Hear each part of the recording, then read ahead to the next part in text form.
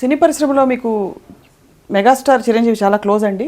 ఒకసారి మా అబ్బాయి బర్త్డేకి వారి ఇంటికి వెళ్ళాం. ఇంటికి వెళ్తే మీకు మంచి గిఫ్ట్ ఇస్తాను ఎంఎస్ అని చెప్పేసి తమ్ముళ్ళు ఇద్దరు అక్కడే ఉన్నారు.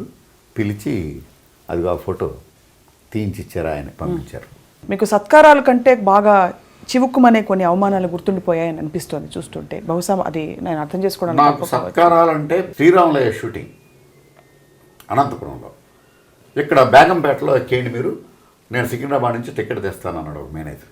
అక్కడి నుంచి అక్కడే షూటింగ్ చేసేసుకుని ఆ షూటింగ్ వాళ్ళ కాస్ట్యూమ్స్ తోటే వెళ్ళిపోయింది. నేను వెళ్ళిపోయి బేగంపేటలో రైలు ఎక్కేసాను. వీడు లేడు.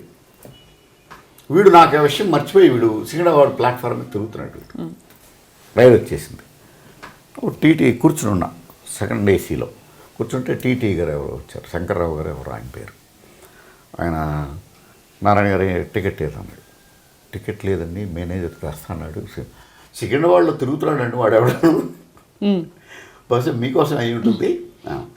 సరే సరే నెక్స్ట్ ఎక్కడ అవుతుందండి, నేను దిగి వెళ్తాను. అదే కూర్చోండి మీరని శంకరపల్లిలో ట్రైన్ ఆగితే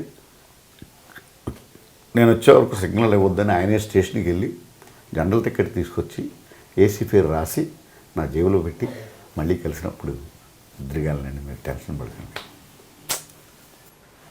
ఇట్లాంటివి కోకోలలు జరిగాయి. అంటే అన్ని చోట్ల టికెట్ లేకుండా వెళ్ళానని కాదు, కోకోలలు అంటే అడగబోతున్నాను మీరు చెప్పేసారు.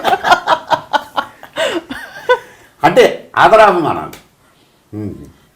నేనేంటంటే ఎక్కడికైనా పల్లెటూరు వెళ్ళాను అనుకోండి, నాకు ఇష్టమైనటువంటి హాబీ ఏంటంటే గుడిసెల్లో వండుకుంటారే పులుసు, వాళ్ళ కూరలు, అది వేసుకు భోజనం చేయాలని నా కోరిక అనమాట.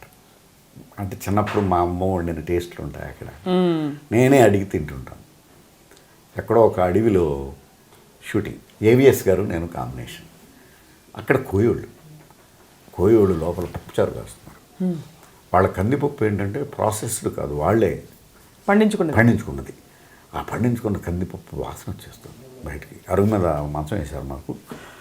ఏవిఎస్ గారు ఇక్కడ భోజనం చేద్దాం అన్న. అయ్యో వద్దండి, కోయవాళ్ళు వాళ్ళకి అంటే తెలియదు కదా. అంటే నేనన్నా, ఏమండి మనకి మెస్ నుంచి వస్తున్న భోజనం రూమ్లో కోయోడే వండుతున్నాడు, లేకపోతే ఇంకెవరన్నా ట్రైబల్ ఉంటున్నారో ఎస్సీ వండుతున్నారో మనకు తెలియదు కదా. ఇక్కడ వండి పట్టుకొస్తున్నారు కాబట్టి మనం చాలా గొప్పవాళ్ళు ఉన్నారని మనం అనుకుంటున్నాం. బట్ దిస్ ఈజ్ న్యాచురల్ అంటే ఆయన భోజనం చేయలేదు, నేను వాళ్ళని పప్పుచారు అడిగి పెట్టుకుని భోజనం చేశాను. చాలా అద్భుతంగా, మామూలుగా అద్భుతంగా.